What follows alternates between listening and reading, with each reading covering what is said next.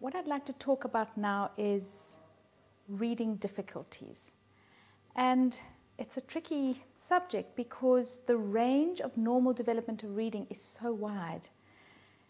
Children sometimes just click into the code, and other children need a lot of practice. It's like driving a car. Some people just are naturally able to do it more quickly than others, and some people just need lesson after lesson. When does it become a difficulty? When is it a barrier?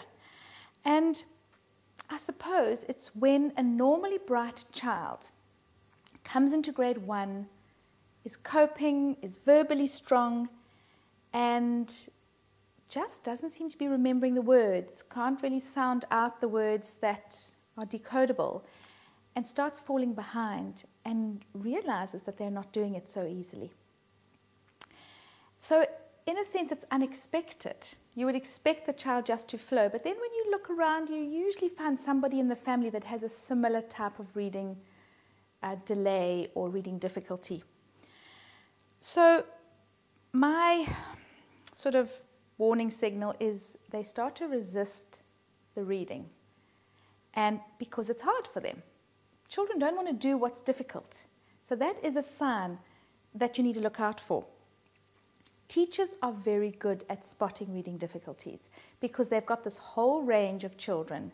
They know the range of normal, and they can see when children are just not progressing at the rate that they expect. So trust your teachers. Usually what would happen is that a teacher would bring a parent in and say, you know, your child's reading's developing a little bit slower than the other skills, so I'm going to do a few extra lessons, or go and read more. And then you do the extra reading, and still it's not progressing.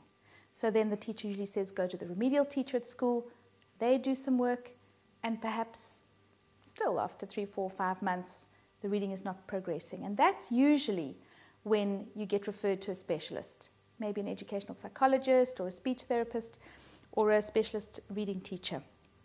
But the big thing is to look out for is a family history of reading difficulties. What can parents do for children who have reading difficulties? Well, read with your children and try to read in the most healthy way possible. So the principles that we demonstrated today are applicable to all children. And the important thing here is to get a book that's leveled correctly. If a child's reading is slow and they're trying to keep up with the next child and they're on a series or on a level that's too difficult, you're going to hit problems. So we need to get that beautiful band of instruction level where they're making perhaps 4%, 5, 6, 7% errors on a page. If it's any more than that, it's frustration level, and then they're going to resist. So the other thing is repeated reading, reading over again, and stop while you're up. Children who find this difficult find it to be work. So if you're going to sit and push, you say, just one more page, and you can see your child's melting down, that one more page is going to cost you. So stop before they start melting down. And it seems to be the simplest thing. In this case, more is not better. Less is more. And the last thing for reading difficulties is choose your moments. Try not to choose a moment where, as a parent, you have no more resources, because you're going to get frustrated. It is frustrating.